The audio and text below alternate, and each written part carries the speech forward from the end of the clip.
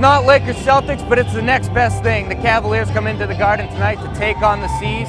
Outside there may be snow on the ground, but inside the BC bubble, baseballs are buzzing around in the air. Some of the best U.S. college hockey is played right here in Boston, and 3 of the top 12 teams were on display at the Garden for the annual Bean Pot Tournament. Now, some of their emotions may have got the best of them during this practice, but they hope to change all of that in this upcoming 6-game road trip. Jumbo Joe, not the only storyline. It's also the first time this year in the NHL the top 2 teams square off. Puck drops at 7:05 tomorrow night, Sharks and Bruins. Eddie's been on an absolute tear from beyond the arc. Now the question remaining, will he be shooting next week in Arizona? And then, of course, the top hitting prospect in the organization, Lars Anderson.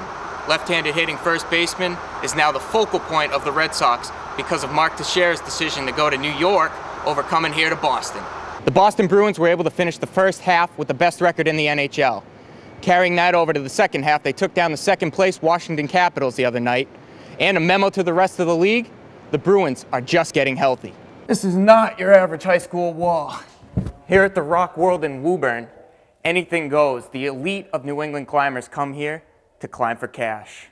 Every year the NHL holds its annual Winter Classic. This year's event was held right here in Boston at Fenway Park.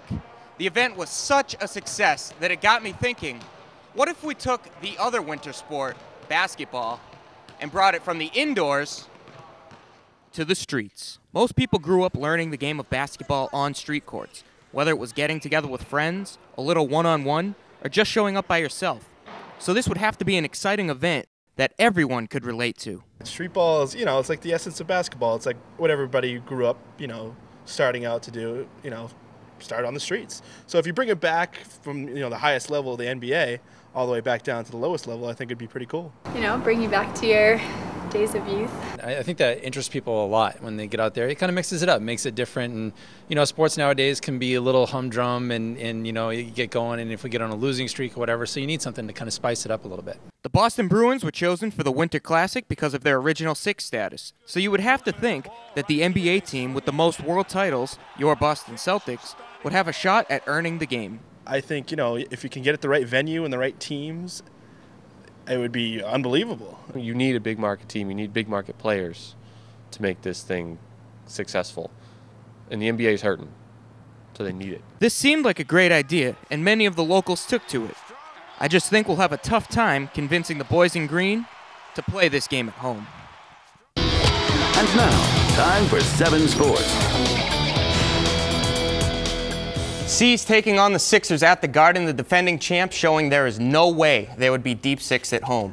Boston turned this one into an early clinic. Check out the passing here.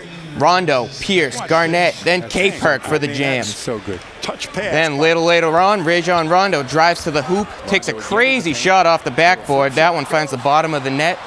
Rondo also had a season-high 12 assists. Here's one of them finding Sugar Ray for the knockout punch, 3-pointer from the corner.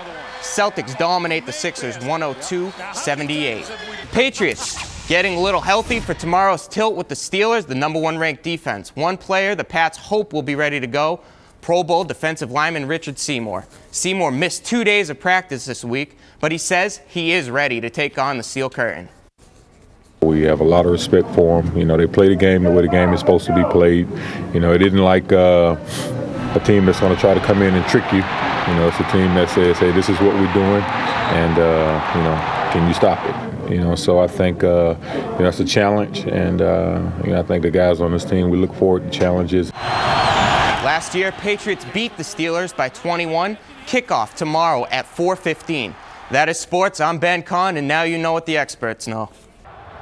From going 18-1 to golfing and the sun, what a difference a year makes. The Patriots season is in the books. It is over. It's terrible that they played that well, and by the league rule, you just couldn't get in.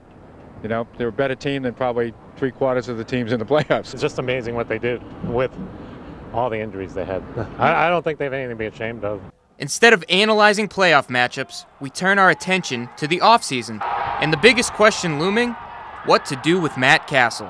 If Tom Brady were expected to be 100% by the start of training camp, the answer would be a no-brainer. Coach Belichick wouldn't even begin to speculate. 24 hours, even less than that, 24 hours after the game is not the time to make a lot of decisions, and we're not making them today. It's a process, Chris, a process. I don't know. It's one day after the season, so we're just we're going to move forward, and we'll see how it all comes about in the future. The fans, not too confident Tom Brady will be ready to roll. Sign him and see what happens. I don't think you can just give him away. If that's the case, you gotta keep Castle. I'd say yeah. I say yeah. Castle's a young man. Brady's been around. Take Castle. $14.6 million. That is the cap hit the Patriots take on if they slap the franchise tag on Matt Castle. However, that also puts them in a great position to deal the young quarterback. And I think it's safe to assume if they make the trade, number 12, Tom Brady, will be ready to roll next season. Live in Boston, I'm Conn, 7 Sports.